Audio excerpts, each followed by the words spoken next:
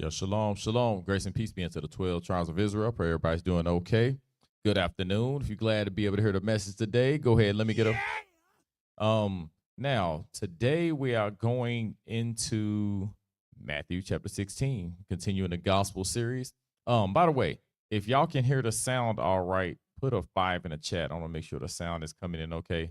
You can hear the sound okay, put a 5 in the chat. I want to make sure that's coming through all right.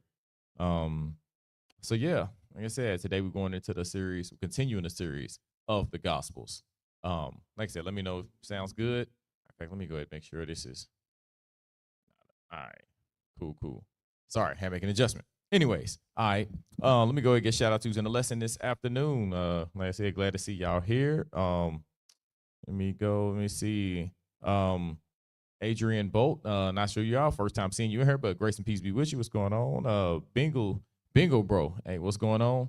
I'm assuming you like the animal, the Bengal, because you can't like the team. You know what I'm saying? You can't like the team. Nah, I'm just playing. But like I said, hey, good afternoon. Grace and peace be with you. Love chickens. I never heard. All right, okay, got a new person. I love chickens. Hey, grace and peace be with you. I love chicken too. You know what I'm saying? We all, hey, Israelites, we love chicken. Hey, Sarah, see you in the building. I was gonna say happy Sabbath. Good afternoon. Grace and peace be with you. Same thing. Let me see you in the building as well. Yalasia, grace and peace be with you. And hey, like she said, make sure y'all like, comment, share, and subscribe. Yeah, I'm about to move the computer screen right back to where it used to be because I'm trying to get it from the other side, but it's not cooperating. So, yep, we're gonna get it back to where it used to be. All right. Anyways, like I said, make sure y'all like, comment, share, and subscribe, and we'll continue from there. Trying to look sideways, it's just not acting right. Sorry, it keeps going. I'm not sure what that meant, but hey, like I said, what's going on? Peace be with you. So let's go ahead diving into it. Let's go to Isaiah. Let's go to the book of Isaiah and get into the prophecy of Christ. All right, we're gonna get Isaiah chapter 54 because we've heard this many times in church, but let's go ahead and get understand with it. Matter of fact, actually, let's get Jeremiah. I want the book of Jeremiah. I will get chapter 23. Jeremiah chapter 23. All right. Jeremiah chapter 23, verse 5. Behold, the days come, saith the Lord, that I will raise unto David a righteous branch, and a king shall reign and prosper, and shall execute judgment and justice in the earth. In his days, Judah shall be saved, and Israel shall dwell safely.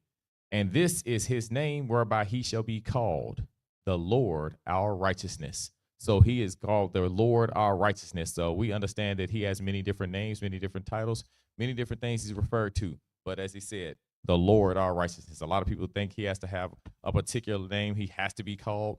No, it doesn't have to be. He says he will be called the Lord our righteousness. So he can be called pretty much whatever. So that is the Messiah, Jesus the Christ. And he says he's going to execute judgment and justice.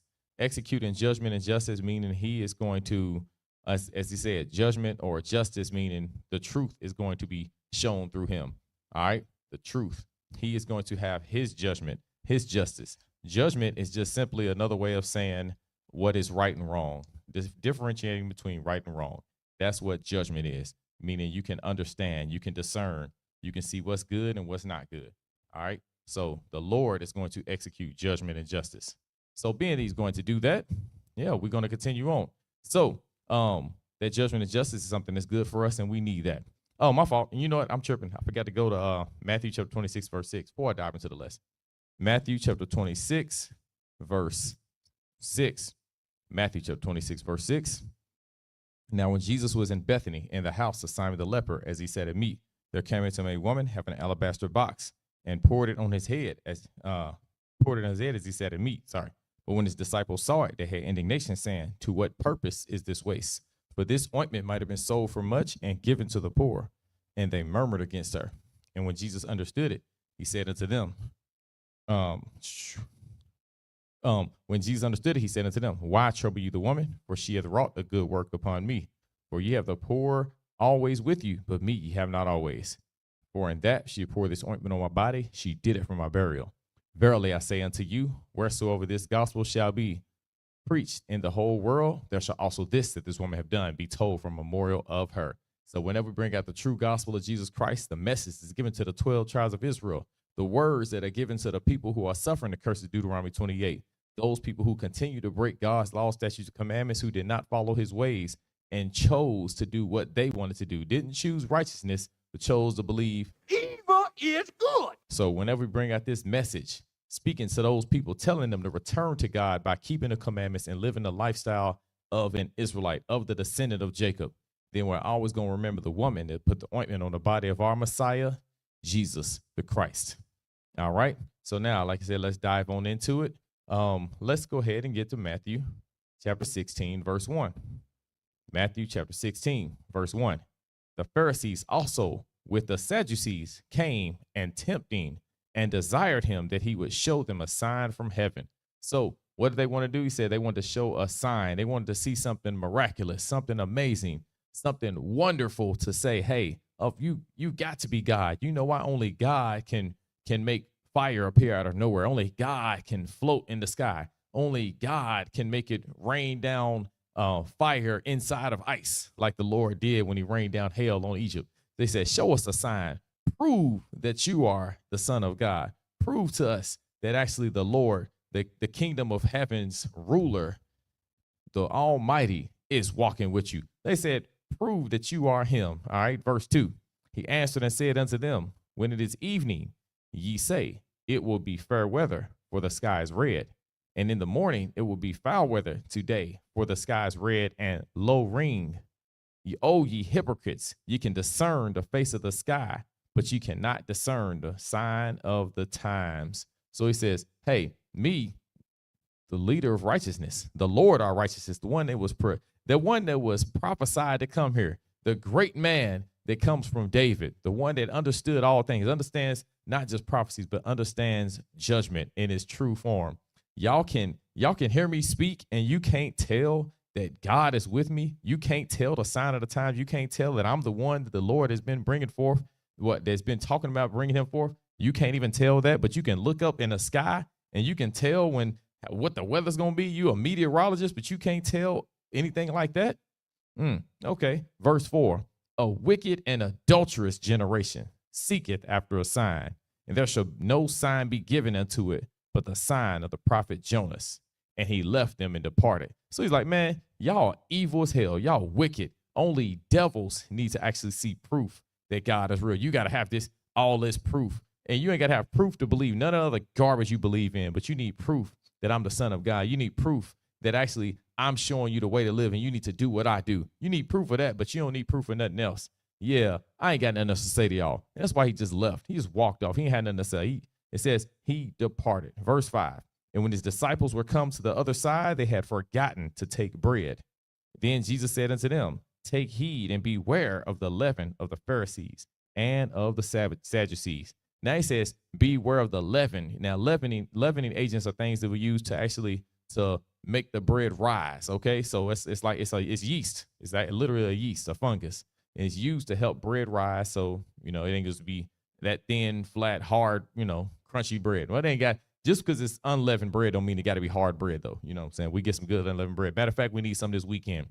Matter of fact, Church of Louisville, all my people that's listening, hey, get some stuff together. We breaking bread this weekend. We're gonna get some unleavened bread and some wine for the people that can drink wine. Y'all non-wine drinkers, kids and people restricted, y'all know what I'm talking about. Then y'all get y'all some grape juice. But we breaking bread this weekend. All right, let's continue on. And when the disciples would come to the other side, they had forgotten to take bread. I'm sorry, let me jump down to verse 7. And they reasoned among themselves, saying, is it because we have taken no bread? So they had to think to themselves, is he telling us to watch out for what type of bread they have because we don't have any? Is that what's going on? Verse 8, which when Jesus perceived, he said unto them, O ye of little faith, why reason ye among yourselves because ye have brought no bread? Now he says, what are y'all worried about? You know what I'm saying? Y'all don't have no faith. What are y'all tripping for?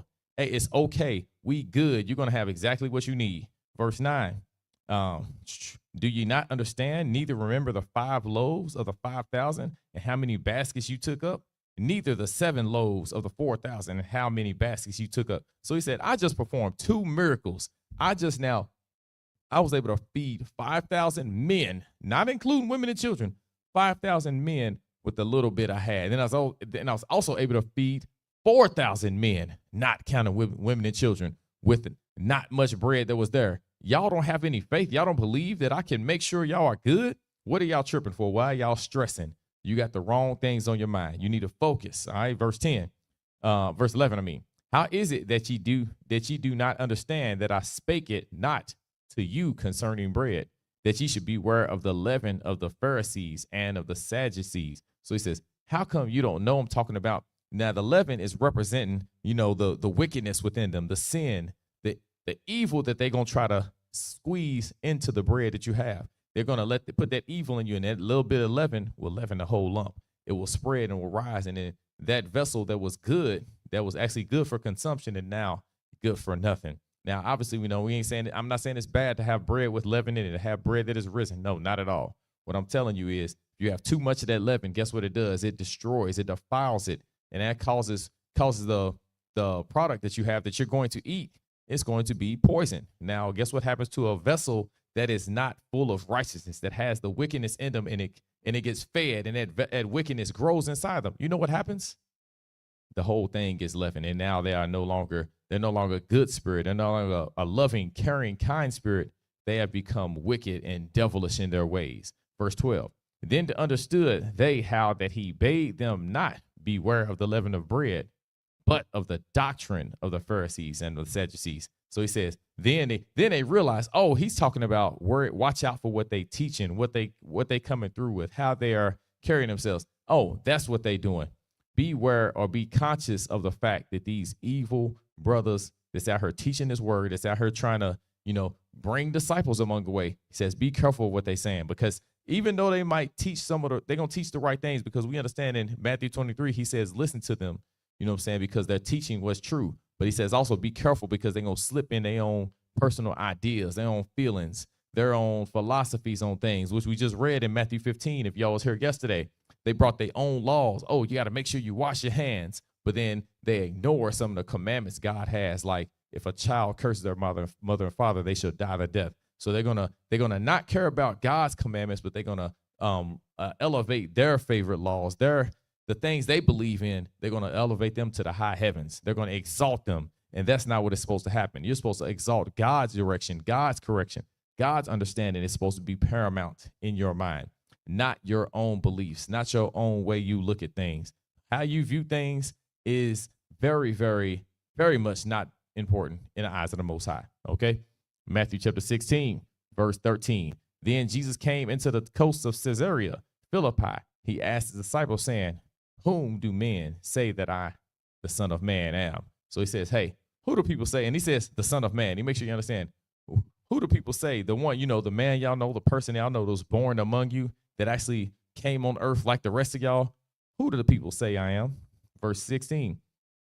And Simon Peter answered and said, thou art the Christ, the Son of the living God. So he says, hey, you come from the Most High. You are the anointed one. You are the chosen one, because that's what the Christ is.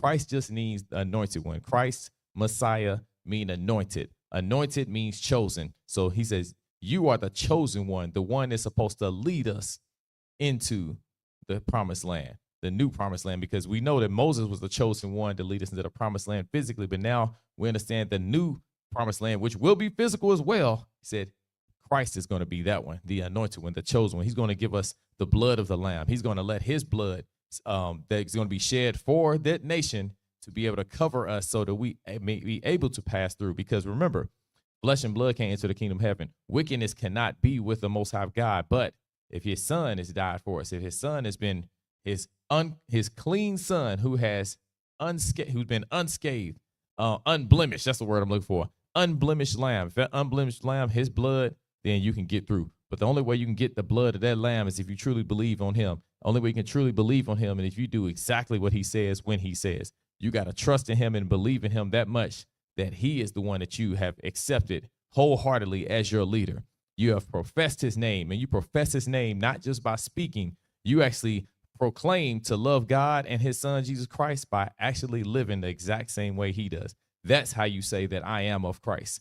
I am Christ. Just like people said, I am Negan on The Walking Dead. You say, I am Christ by making sure you keep the Passover. You are saying I'm Christ by making sure you have 100% garments. You saying I'm Christ by making sure you don't eat blood. You saying I am Christ when you make sure that you keep the Feast of the Tabernacles, those 8 days, and 7 days you sleep in a tent or in a booth, as the scripture says. See, this is how you say you are Christ. You can only be Christ if you live like Christ and you do the things that Christ would have you do.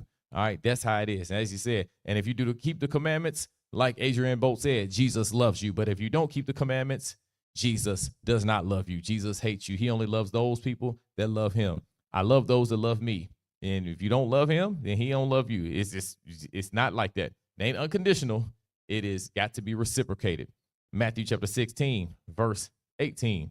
Verse 17. And Jesus answered and said unto him, Blessed art thou, Simon Bar-Jonah, for flesh and blood have not revealed it unto thee, but my Father which is in heaven. So he says, hey, the physical has not revealed, has not manifested who I am. But guess what has manifested? That I am the Son of Jesus, that I am the Son of God, that I am Jesus Christ, that I am the Messiah, the anointed one.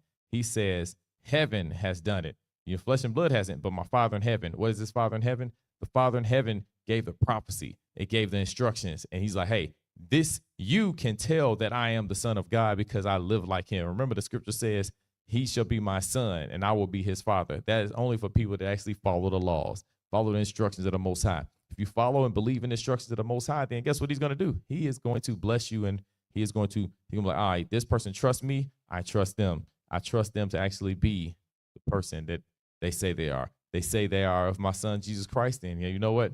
I rock with them. And that's my child. Matthew chapter 16, verse 18. And I say also unto thee that thou art Peter, and upon this rock I will build my church, and the gates of hell shall not prevail against it. And I will give unto thee the keys of the kingdom of heaven. And whatsoever thou shalt bind on earth shall be bound in heaven. And whatsoever thou shalt loose on earth shall be loosed in heaven. So again, he lets us know, hey, upon this rock. Now, the rock that he is going to build the church upon is his son, the Christ, the Messiah. So that's why he said, upon this rock, upon me, the church is going to be built by me. I am the head.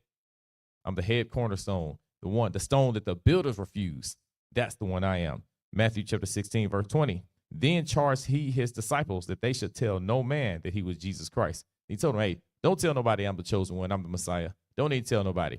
Now, of course, we can speculate on why to do so. Speak I, not the Lord. If I had to say why he would say, don't tell nobody that, because he had to be like, they're going to have to notice it in his spirit, in his walk. If they can't tell by his action, by how he loves this people, by how he loves the Lord, by all of those things, if they can't tell that he's Jesus Christ from that, ain't no point telling them, because they're not going to follow him. They need to be able to see by his actions. It should not take no grand gesture, no sign from heaven, none of those things. The way you should be able to tell he's the Son of God is by how he carries himself. And again, I said, speak I, not the Lord. But hey, the Lord may reveal it later on in the gospel series and prove it to be right, or it could prove it to be wrong. And I might have to be like, you know what? Hey, that's what I thought I saw, but it's not what it is. Matthew chapter 16, verse 21. From that time forth began Jesus to show unto his disciples how that he must go into Jerusalem and suffer many things of the elders and chief priests and scribes, and be killed and be raised again the third day. So now he started telling them, hey, his purpose. Now Jesus Christ, now he's letting them know, I'm the chosen one. I'm the one that is supposed to die for you. I am the Lamb of God. I'm the one that's supposed to come and rescue the nation and deliver us out of captivity, out of the captivity of sin, out of wickedness. But ye shall know the truth, and the truth shall make you free. Matthew chapter 16, verse 22. Then Peter took him and began to rebuke him, saying, Be it far from thee, Lord. This shall not be unto thee. But he turned and said unto Peter, Get thee behind me, Satan, that thou art an offense unto me. For thou savorest not the things that be of God, but those that be of men. When he says savorest, he's talking about you desire, what you love, what you're looking for, what you're hoping for. What your hopes and dreams are that I can live here as a man forever and ever. And, you get to enjoy your time with me here. Now, I say your hopes should be in the restoration of our nation and the deliverance of Israel, our people being able to return from the trenches of sin, from the pit of hell. I need my people to come back to my Father, God of heaven, the leader of the universe, the omnipotent God. The Lord is telling him, Christ is saying, hey, I need my people to keep these laws. I need people to be righteous, to do things the way I would have them do. So the only way that can happen is if I actually have to give my life for this race, for this nation, for the descendants of Jacob, being that he is saying, hey, nah, I ain't gonna let this happen to you. He's trying to tell him, hey, nah, you tripping. You thinking about you got a worldly mindset right now. You only concerned with what is actually making you feel good. Now it's beyond your feelings, it's beyond his desires. It is all up to the importance of, hey, what is great for the whole? What's the greater good? And sometimes the greater good requires sacrifices, it requires us to, have to suffer and be upset and lose loved ones that are close to us. If you desire the things of the world, you desire things of the world, then guess what? You're going to try to keep Christ to yourself. If you desire things of the Most High, then guess what you're going to do? You're going to let Christ be that sacrificial lamb. You're going to let him be that the one that came to give his life for the nation, for his race. And being that he has to do that, the people that are close to him, that actually have their real relationship with him, is right next to him, they're going to have to miss out on that. They ain't going to be able to get as much of that. You know why? Because he got to share it with the rest of the people that he loves. Matthew chapter 16, verse 24. Then said Jesus unto his disciples, if any man will come after me, let him deny himself and take up his cross and follow me. So, and he's continuing the same thing. Hey, let the person that says they believe on me, let the person that says they're going to follow me, then that person, those people that actually claim that I am their leader, I am their king, I am their ruler, then make sure they actually are willing to give their lives for the kingdom. You give your life for the kingdom, it means you're going to take up your cross. Whatever's wrong with you, you're going to put it, you're going to put that cross on your back and carry it. You're going to get rid of it. You're going to crucify it. You need to take up your cross and follow him. Verse 25, for whosoever will save his life shall lose it. And whosoever will lose his life for my sake shall find it. So what do we have to do? You have to give up your life. As I said, your life is not yours. Your life belongs to the Most High and the rest of his people, who are the Israelites. If your life does not belong to your nation, to your race of people, then you got to understand that you are not actually following Jesus Christ. You are following yourself. You are following Jesus Christ, me, not Jesus, me. And you don't need to follow the me. And I'm not talking about me on the screen. I'm talking about you following yourself, the me within you. That's who you following. You got to follow the Messiah, not Messiah. Matthew chapter 16, verse 26. For what is a man profited if he shall gain the whole world and lose his own soul? His own soul. Or what shall a man give in exchange for his soul? So now, what can you give for going to the lake? What is so important that you're willing to give you are willing to just let yourself suffer for an eternity? Let yourself not just suffer for the pain from being in the lake of fire, but suffer to being away from Christ and God and all the people that follow God, all the people that are good. Why would you not want to spend eternity with all those people? Oh, because you thought it was something on this side of the earth, on this side of life, that was more important than that. See, you don't want to do that. If you decide to do that, then you got to ask yourself, well, actually, ask yourself now, what can you give in exchange for the kingdom? What will you choose over the kingdom of heaven? It's a question you got to ask yourself. If there's nothing you'll choose over the kingdom of heaven, put a 7 in the chat. If you ain't sure if there's something you would choose over the kingdom of heaven, then put a 3 in the chat. And guess what? If we put a 3, all the people that put in 7s and claim they love the Most High, pray for the 3s. And if you don't pray for the 3s, then you are 3 too, because you got the devil on you. Matthew chapter 16, verse 27. For the Son of Man shall come in the glory of his Father with his angels, and then he shall reward every man according to his works. When he says he's going to reward you, he's going to pay you. So everything you've done, the Most High God will pay you for that. If you've done good, then you'll get paid for the good. If you've done evil, then you will get recompense. You will get paid back. A day of reckoning. And that day of reckoning will be for all of those people that claim to love God, and they will get the reward of the wicked. And all the people that claim they love God and actually do love God, then you will get the reward of the righteous. And you get to be like, all praise be to the Most High. Evil is good. Oh, sorry, wrong button. Didn't mean to hit that. Matthew chapter 16, verse 28. Verily I say unto you, there be some standing here which shall not taste of death, till they see the Son of Man coming in his kingdom. So some people might die physical death, but that death is going to have nothing on the second death that the Most High God has coming. Now remember, he says he's going to judge every man according to his works. For all more people to say you can't work your way into heaven, you can't do nothing to please God and actually show that you are with him. All the people that claim that garbage, Jesus said himself, you'll be judged according to your works. You will not be, he is not going to make a decision based off of feelings. He's going to make that decision based off of your actions, how you've actually lived your life. If you lived your life for God, then you'll be judged for that. If you lived your life anti-Christ, you'll be judged for that. So make sure that everything you do and how you live is based upon the scriptures. All right, this is Matthew chapter 16. It's the Gospels. I pray I gain some understanding, some wisdom, and if not, like I said, ask questions. And yeah, I'll be glad to answer it on the page. And if you got more questions in depth that ain't on the page, and you know me, then hit me up, message me, and I get with you. All right, y'all enjoy the rest of y'all's day, Israel. I love y'all. Grace and peace be into the 12 tribes.